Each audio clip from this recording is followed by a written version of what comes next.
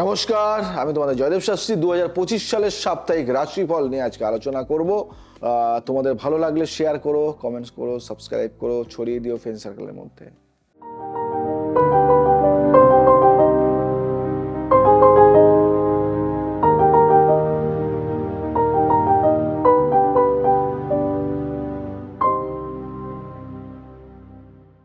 সাপ্তাহিক রাশিফল জ্যোতিষশাস্ত্রের গণনার উপর ভিত্তি করে তুলে ধরা হয়। এই সপ্তাহে গ্রহ নক্ষত্রের চলমান প্রভাব বিভিন্ন রাশির জীবনে ভালো ও মন্দ উভয়ের প্রভাব ফেলবে। আজকে প্রতিটি রাশির বিস্তারিত বিশ্লেষণ, মন্দ দিক, তার কি প্রতিকার, সমস্ত কিছু করব। মেষ রাশির ভালো দিক, কর্মক্ষেত্রে নতুন সুযোগ আসবে, অর্থনৈতিক উন্নতির সম্ভাবনা আসবে। মন্দ দিকটি কি আসবে? মন্দ দিকটি আসবে মানসিক চাপ এবং পারিবারিক উত্তেজনা বৃদ্ধি পেতে পারে। এর প্রতিকারটা কি আছে? প্রতিকার যেটা আছে সেটা হলো মঙ্গলবার হনুমান চালিসা পাঠ এবং হনুমান মন্দিরে গুড় দান করা এবং লাল চন্দন ব্যবহার করা এবং লাল চন্দন তোমার কপালে টিকা হিসাবে দেওয়া এবং হনুমানজিকে লাল চন্দনের একটা টিকা পরানো। বৃষ রাশির জন্য ভালো দিক, আর্থিক দিক মজবুত হবে এবং প্রেম জীবনে সুখ আসবে। ব্যবসায় নতুন চুক্তি হতে পারে, ব্যবসায় নতুন চুক্তি হতে পারে। মন্দ দিক কি আছে? এটা তো ভালো দিক বললাম। স্বাস্থ্য নিয়ে কিছু সমস্যা হতে পারে, স্বাস্থ্য খারাপ হতে পারে। এর প্রতিকার কি করণীয় আছে? শুক্রবার মা লক্ষ্মী পুজো করুন এবং সাদা রঙের বস্ত্র দান করুন, সাদা রঙের ফল আহার করুন, সাদা রঙের পোশাক দান করুন, সাদা রংটা আপনি প্রচুর পরিমাণে ব্যবহার করুন। মিথুন রাশির জন্য তার ভালো দিকটি কি আছে? মিথুন রাশির ভালো দিক, শিক্ষার্থীদের জন্য শুভ সময়। এই সময়টা শুভ সময়। যারা শিক্ষার্থী আছে, বন্ধুরা সাহায্য করতে পারে, নিজের পারিবারিক মানুষের কাছ দিয়ে সাহায্য পেতে পারেন এবং কাছাকাছি মানুষের কাছ দিয়েও সাহায্য পেতে পারেন। ব্যক্তিগত সম্পর্ক নিয়ে কিছু জটিলতা দেখা দিতে পারে।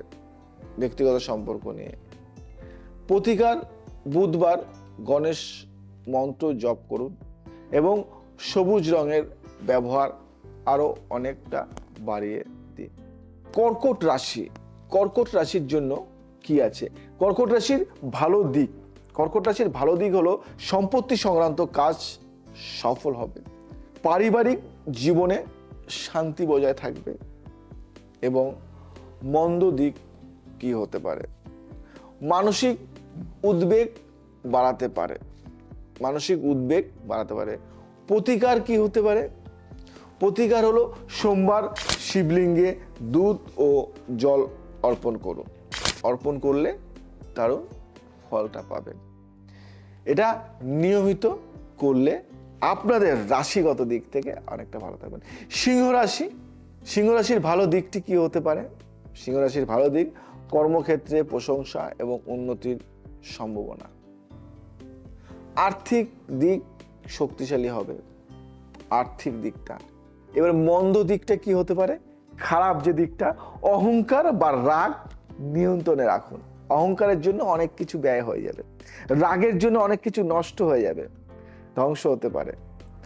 প্রতিকারটা বলে দিই, রবিবার সূর্যদেবের পুজো করুন, সূর্য মন্ত্র পাঠ করুন, লাল পোশাক পরিধান করুন, লাল ফল খান, লাল জামা নিজে পরুন, অপরকে দান করার চেষ্টা করুন, লাল রঙের উপর বিশেষ করে একটু ঝোঁকটা বাড়িয়ে দিন।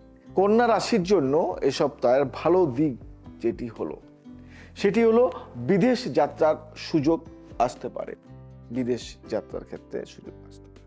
ব্যবসায় লাভ হবে। মন্দ দিক, এর যে মন্দ দিকটি হলো, এর মন্দ দিক হলো শত্রুতা এবং আইনি জটিলতা আসতে পারে, যার জন্য আমি একটা প্রতিকার দিচ্ছি, এটা করুন।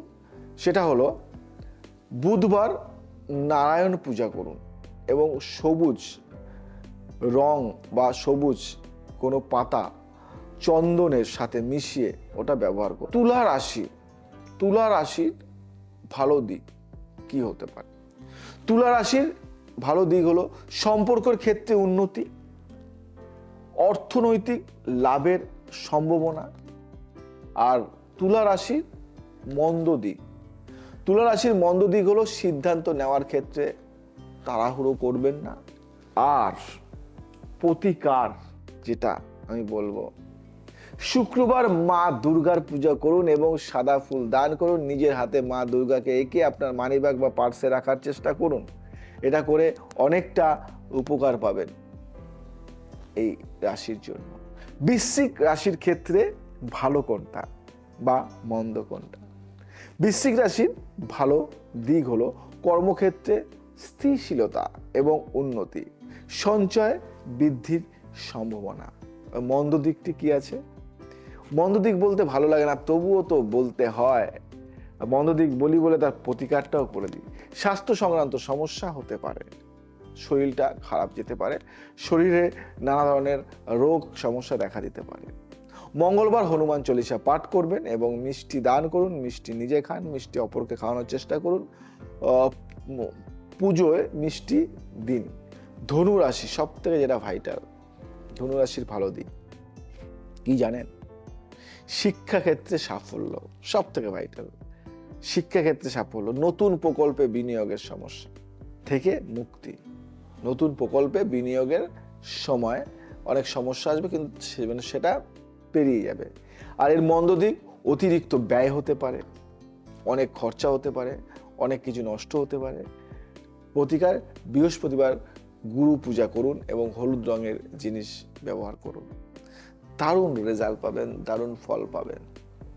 মকর রাশি এর ভালো দিকটি আমি এক গাদা কিছু বলবো না। ভালো দিক, মন্দ দিক।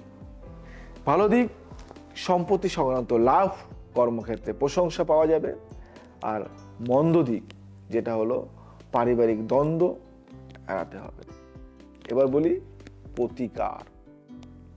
প্রতিকার, শনিবার শনিদেবের পুজো করুন এবং কালো তিল দান করার চেষ্টা করুন। কালো তিল দান করলে অনেক ফল পাবেন।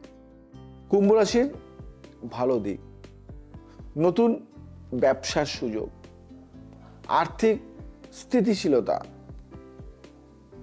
আর মন্দ দিক কি হতে পারে? স্বাস্থ্য নিয়ে কিছু সমস্যা হতে পারে, স্বাস্থ্য নিয়ে কিছু সমস্যা। প্রতিকার কি হতে পারে? শনিবার শনিদেবের পুজো করুন এবং নীল রঙের পোশাক ব্যবহার করুন। দারুণ ফল, দারুণ রেজাল্ট পাবেন আপনি। মীন রাশির সৃজনশীল কাজে সাফল্য, প্রেম জীবনে সুখ। মন্দ দিক কি হতে পারে? মানসিক চাপ এড়াতে হবে, মানসিক চাপটা এড়াতে হবে। প্রতিকার কি আছে? প্রতিকার হলো বৃহস্পতিবার পুষ্পাঞ্জলি দিন এবং হলুদ রঙের বস্ত্র ব্যবহার করুন বা হলুদ রঙের বস্তু দান করুন। হলুদ রঙের বস্তু নিজে ব্যবহার করুন। হলুদ রঙের পোশাক পরিধান করুন, হলুদ রঙের পোশাক দান করুন। হলুদ ফল খাওয়ার চেষ্টা করুন, হলুদ গাছ লাগাতে পারেন। এই সপ্তাহটি বেশিরভাগ রাশির জন্য মিশ্র ফলাফল বয়ে আনবে।